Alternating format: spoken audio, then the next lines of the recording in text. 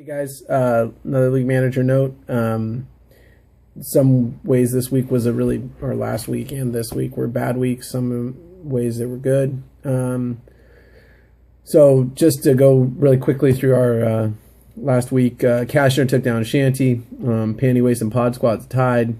It's funny, split down the middle. Pod Squads had the pitching and Panty Waste had the hitting stats. Amazins takes down and 94 strikeouts. That's ridiculous for 1 week.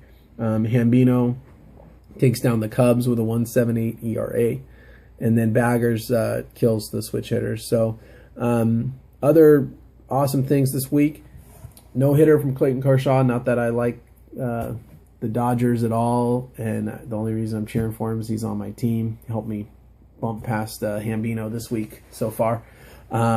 But pretty impressive. He's a amazing pitcher, and a lot of questions after he came back from his injury, and to go out and throw no hitters, good for him. Let's see what else. USA takes down Ghana. Crappy performance, but it's still awesome that they won. It's going to be tough against Portugal, but I think they have a chance. Portugal's got some injuries, got some people sitting out because of red cards. They have their attack's a little more slow and build up versus Ghana that's fast, and I think the U.S. can hang with them a little bit. Plus, it's going to be hot and humid in the rainforest. They're playing in Manaus. So, those of you who don't care about soccer, I don't care. I'm going to talk about it anyway. Let's see what else. Oh, yeah, I'm going to talk about San Antonio beats Heat. That's awesome. I'm happy for that. I know you Maverick fans don't like San Antonio, but I can't stand the Heat. I don't know how other people feel. And then Kings win the Stanley Cup.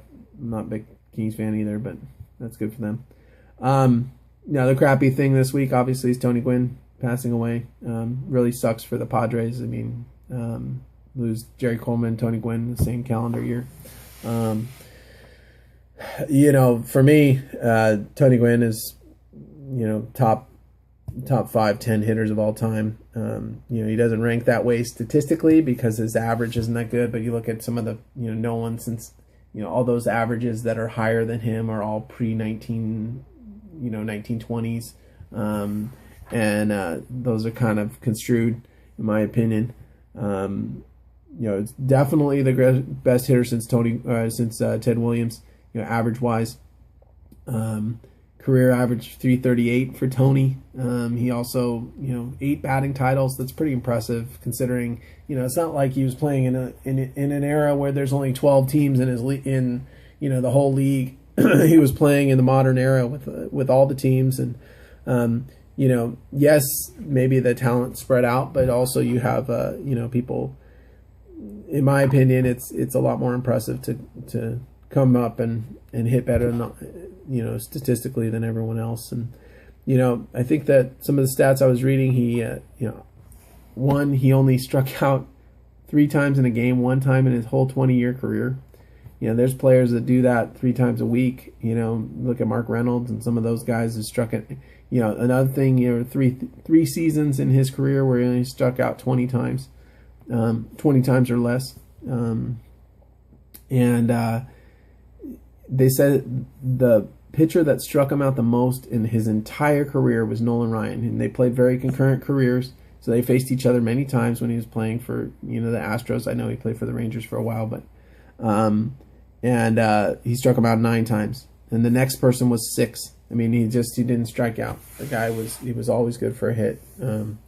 It's a long video, but it's hard. I mean, for me, I grew up watching Tony Gwynn and wore the number 19 when I played soccer. I didn't wear it in baseball because I was never good enough to be the guy who got to wear it. But Tony Gwynn was definitely a hero of mine, and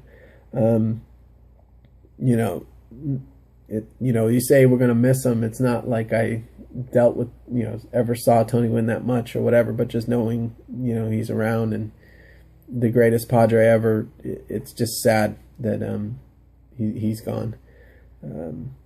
So, yep. If anyone else has anything to say about Tony Gwynn besides Trey's Trey's comment of sad day, I think it's fun to talk about it. He's, you know how I feel about statistics, and I think Tony's statistics prove out, that he's definitely deserving of a lot more credit than he ever got, until he, made the Hall of Fame, and obviously that's enough credit. But yeah, he's definitely.